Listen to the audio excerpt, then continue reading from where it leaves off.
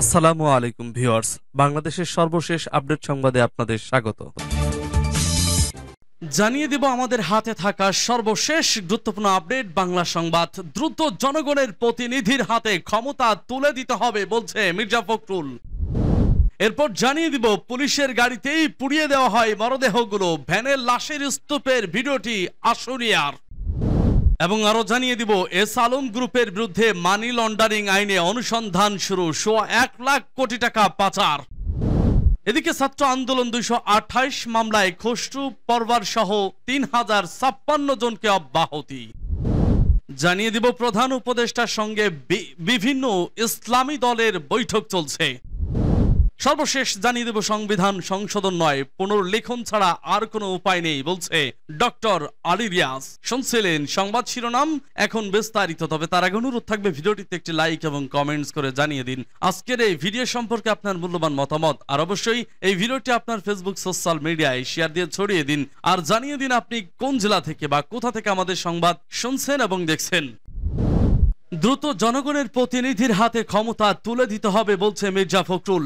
বিএনপির মহাসচিব মির্জা ফখরুল ইসলাম আলমগীর বলেছেন, নতুন সরকারের মাত্র 20 থেকে 22 দিন বয়স হয়েছে, তাদের আমাদের সময় দিতে হবে, গুছিয়ে যেন একটা সুষ্ঠু নির্বাচনের পরিবেশ তৈরি করতে পারেন।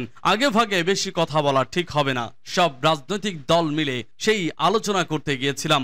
আমরা বলেছি আলোচনা করে বসে সবাই যা চাই সেভাবে একটি নির্বাচনের ব্যবস্থা করতে হবে, কিন্তু দ্রুত তার সঙ্গে জনগণের যে দাবি, জনগণের প্রতিনিধির হাতে ক্ষমতা তুলে দিতে হবে, জনগণের সরকারের হাতে ক্ষমতা তুলে দিতে হবে। শনিবার দুপুর 12:15টার দিকে কুমিল্লা লালমাই উপজেলার ছোট শরীফপুর এলাকায় বর্ণাঢ্যদের মাঝে ত্রাণ বিতরণ করতে গিয়ে এক বক্তব্যে তিনি এসব কথা বলেন। তিনি আরো বলেন, আজ বক্তৃতা দিতে আসিনি, বর্ণাঢ্যদের পাশে দাঁড়াতে এসেছি। তারপরও বলতে চাই, দীর্ঘ 15 থেকে 16 বছর হাসিনার বিরুদ্ধে লড়াই করেছি। আপনাদের এখানে খুব কম লোক আছে যার বিরুদ্ধে মামলা হয়নি। আপনারা কোর্টে যেতে যেতে অস্থির হয়েছেন, আজ সেই অস্থিরতার অবসান হয়েছে। এই অবসান আমাদের ধরে রাখতে হবে। যদি আমরা একটা ভালো নির্বাচন করতে পারি, সেই নির্বাচনে জনগণের প্রতিনিধি নিয়ে আসতে পারি, তাহলে সমস্যার সমাধান হবে। তিনি বলেন, একটি কথা মনে রাখতে হবে, আজ ছাত্র জনতার যে বিজয়, এটা নস্যাৎ করার জন্য একটা মহল তৎপর। পুলিশের গাড়িতেই পুড়িয়ে দেওয়া হয় মরদেহগুলো, ভ্যানের লাশের স্তূপের ভিডিওটি আশুলিয়ার। সামাজিক যোগাযোগ মাধ্যম ফেসবুকে ভ্যানে মানুষের নিথুর দেহ স্তূপ করার একটি ভিডিও ভাইরাল হয়েছে। গা শিউরে ওঠা ঘটনাটি ঢাকার আশুলিয়া থানা এলাকায় বলে নিশ্চিত হওয়া গেছে। গতকাল শুক্রবার রাতে ভিডিওটি ফেসবুকে ছড়িয়ে পড়লে বিষয়টি সামনে আসে। প্রথমে ঘটনাস্থল নিয়ে ধোঁয়াশা থাকলেও পরে একটি নির্বাচনী পোস্টারের সূত্র ধরে বেরিয়ে আসে মূল ঘটনা।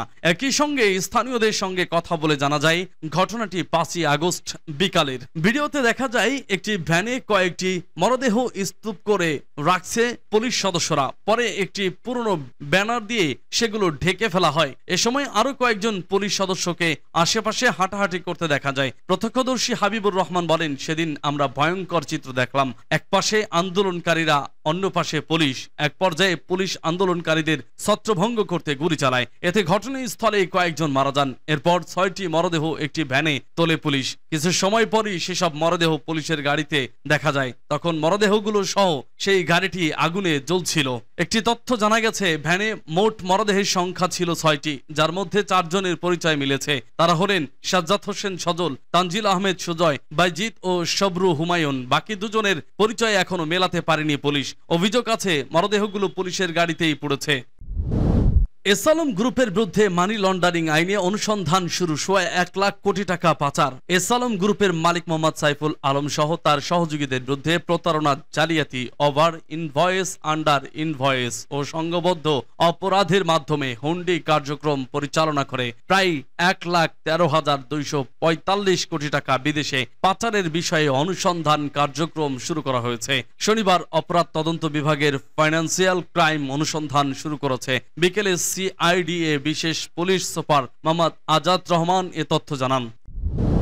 ছাত্র আন্দোলন 228 মামলায় খসরু পাওয়ার সহ 3056 জনকে অব্যাহতি। বৈষম্য বিরোধী ছাত্র আন্দোলনের সময় রাজধানীতে ভাঙচুর, সরকারি কাজে বাধা, চুরি, অগ্নিসংযোগ, হত্যা সহ বিভিন্ন অপরাধে 290টি মামলা দায়ের করা হয়। এর মধ্যে 62টি হত্যা মামলা রয়েছে। 27 জুলাই থেকে 5 আগস্ট পর্যন্ত দায়ের করা হয় এসব মামলা। এসব মামলায় বিএনপির স্থায়ী কমিটির সদস্য আমির খসরু মাহমুদ চৌধুরী ও জামায়াতে ইসলামী সেক্রেটারি জেনারেল মিয়া গোলাম পরওয়ার সহ মোট 3056 জনকে আসামি করা হয়। হত্যা মামলা ছাড়া বাকি 228টি মামলায় সম্প্রতি সব আসামিকে অব্যাহতির আবেদন করে চূড়ান্ত প্রতিবেদন দাখিল করে পুলিশ। অব্যাহতি পাওয়ায় আসামিদের মধ্যে বিএনপির স্থায়ী কমিটির সদস্য আমির খসরু মাহমুদ চৌধুরী, বিএনপির সিনিয়র যুগ্ম মহাসচিব রুহুল কবির রিজভী, গণ অধিকার পরিষদের সভাপতি ও ডাকসুর সাবেক ভিপি নুরুল হক নূর, বিএনপির চেয়ারপারসনের উপদেষ্টা ও সাবেক মন্ত্রী আমানুল্লাহ আমান, বিএনপি চেয়ারপারসনের উপদেষ্টা শামসুর রহমান শিমুল বিশ্বাস, বিএনপি সাংগঠনিক সম্পাদক কাজী সায়েদুল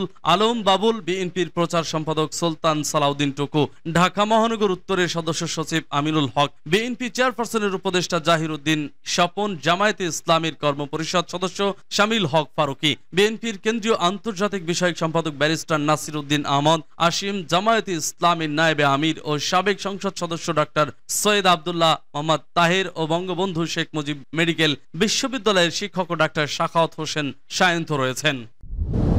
প্রধান উপদেষ্টার সঙ্গে বিভিন্ন ইসলামী দলের বৈঠক চলছে। রাজনৈতিক দলগুলোর সঙ্গে সিরিজ বৈঠকের অংশ হিসেবে বিভিন্ন ইসলামী দলের সঙ্গে মত বিনিময় করেছেন প্রধান উপদেষ্টা ডক্টর মোহাম্মদ ইউনূস। শনিবার বিকেল 3টায় রাষ্ট্রীয় অতিথি ভবন যমুনায় এ বৈঠক শুরু হয়। বিকেল 3টা থেকে পৌনে 4টা পর্যন্ত আলাদাভাবে খেলাফত মজলিস বাংলাদেশ, খেলাফত মজলিস, হেফাজতে ইসলামী, জমিয়তে ওলামায়ে ইসলামী, খেলাফত আন্দোলন, ইসলামী আন্দোলন বাংলাদেশ ও নেজামি ইসলামের নেতাদের যমুনায় প্রবেশ করতে দেখা গেছে। ইসলামী আন্দোলন বাংলাদেশের নেতৃত্ব দিচ্ছেন চরমোনায় পীর মাওলানা রেজাউল করিম, প্রতিনিধি দলে রয়েছেন মুফতি ফয়জুল করিম, অধ্যক্ষ ইউনুস আহমেদ, মাওলানা গাজী আতাউর রহমান ও আশরাফুল আলম। খেলাফত মজলিসের নেতৃত্ব দিচ্ছেন সংগঠনটির আমির মাওলানা আব্দুল বাসিত আজাদ, প্রতিনিধি দলে রয়েছেন দলটির মহাসচিব অধ্যাপক আহমেদ আব্দুল কাদের, নায়েবে আমির মাওলানা শাখাওয়াত হোসেন, সিনিয়র যুগ্ম মহাসচিব জাহাঙ্গীর হোসেন, যুগ্ম মহাসচিব মুনতাসির আলী ও প্রশিক্ষণ বিষয়ক সম্পাদক কাজী মিনহাজুল ইসলাম মিলন। বাংলাদেশ খেলাফত মজলিসের নেতৃত্ব দিচ্ছেন দলটির আমির মাওলানা ইউসুফ আশরাফ, প্রতিনিধি দলে রয়েছেন মহাসচিব মাওলানা মামুনুল হক ও যুগ্ম মহাসচিব মাওলানা জালাল উদ্দিন। সংবিধান সংশোধন নয়, পুনর্লিখন ছাড়া আর কোনো উপায় নেই বলছে ডক্টর আলী রিয়াজ। রাজনৈতিক বিশ্লেষক ও যুক্তরাষ্ট্রের ইলিনিয় স্টেট ইউনিভার্সিটির distinguished professor doctor Ali Riaz বলেছেন, সংবিধানে যে পরিস্থিতি তৈরি হয়েছে এটি পুনর্লেখন ছাড়া আর কোনো উপায় নেই। যদি কোনো দল নির্বাচনে 300 আসনও পায়, তারাও এই সংবিধান পরিবর্তন করতে পারবেন না। আজ শনিবার গণতান্ত্রিক পুনর্গঠনের জন্য সংলাপ অনুষ্ঠানে তিনি এসব কথা বলেন। ডক্টর আলী রিয়াজ বলেন, সংবিধান সংশোধনের পক্ষে আমি না, এটি সংশোধন কোনো কাজে আসবে না, এটি পুনর্লিখন ছাড়া কোনো উপায় নেই। কারণ সংবিধানের 7 অনুচ্ছেদে ক ধারায় এমন কিছু জিনিস আনা হয়েছে যেটি সংশোধন করার কোনো উপায় নেই। তিনি বলেন, সাংবিধানিকভাবে এক নায়কতন্ত্রের প্রতিষ্ঠা করা হয়েছে, এ কারণে প্রধানমন্ত্রীর হাতে অভাবনীয় ক্ষমতা। নির্বাচনী সার্চ কমিটি অস্বচ্ছ ছিল, শেখ হাসিনা নিজের লোকদের কমিশনে বসিয়েছেন। ডক্টর আলী রিয়াজ আরো বলেন, ঐক্যমত্যের জায়গাকে গণতন্ত্র মনে করি না। সহনশীলভাবে মত প্রকাশ এবং মত প্রকাশে সংখ্যালঘুর নিশ্চয়তা বিধানই হচ্ছে গণতন্ত্র। আমাদের সেই গণতন্ত্র পুনর্গঠন করতে হবে, তাই সংবিধানে হাত দেওয়া ছাড়া আমি আর কোনো পথ দেখতে পাচ্ছি না। অনুষ্ঠানে সুপ্রিম কোর্টের আইনজীবী দিলরুবা শর্মিন বলেন, সংবিধানকে শেখ হাসিনা দুর্বোধ্য করেছেন, আদালতকেও দমন করেছে এই সংবিধান দিয়ে। সংবিধানের 7 অনুচ্ছেদের খ এর সাংবিধানিক জুজুর ভয় কাটানো দরকার।